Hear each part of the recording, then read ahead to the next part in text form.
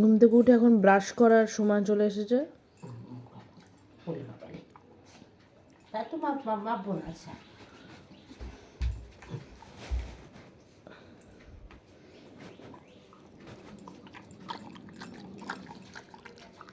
খেয়ে নে সব কিছু।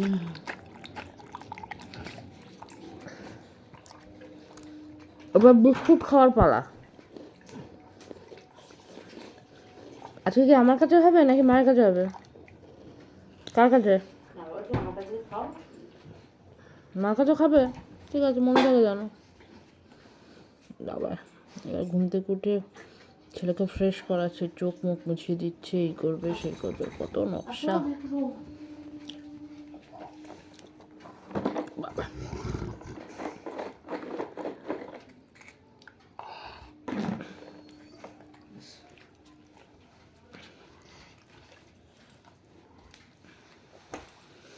বিকু হবে এখন। ওরে বাবা, মা ডাকলো তো চলে গেল।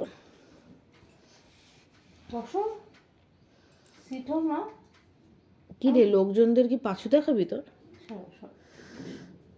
এইখানে ঘোর, চল গাড়ি ঘুরতে যাবো। আমার মনে হয় আয়নায় ও নিজের মুখ দেখতে চেয়েছে। মাম্মাস বয়।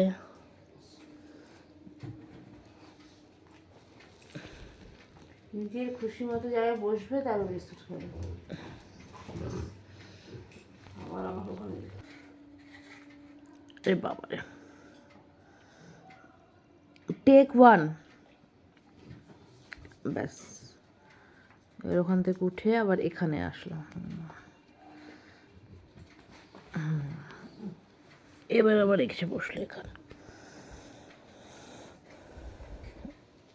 এবার বিনি পয়সায় চাকরের মতো ওর মা আবার এখানে আসছে, এরম করতে করতে ওর সাথে থেকে থেকে মায়ের মাথাটাও খারাপ হয়ে গেছে।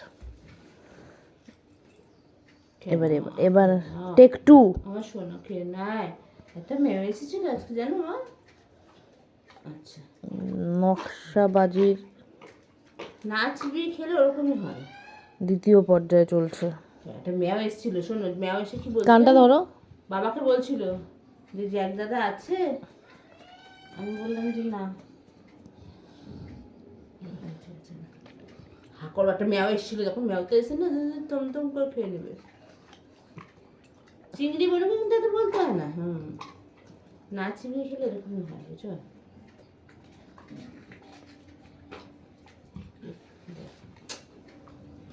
ঠাস করে একটা চড়মা বলেছি। কাদের কাদের এরকম আছে আর কি, সকালবেলা উঠে পদসেবা করতে হয়।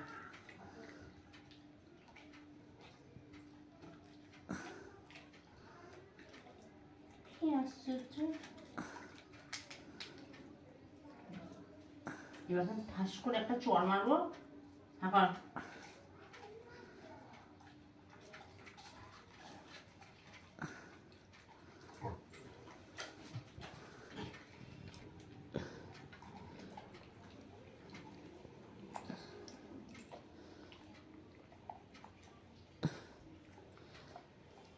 পড়েছি জবনের হাতে খানা খেতে হবে সাথে।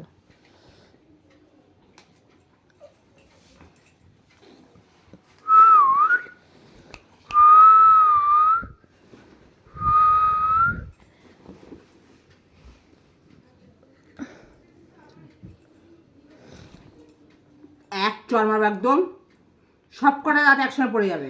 বাবা কত ভয় পেলাম।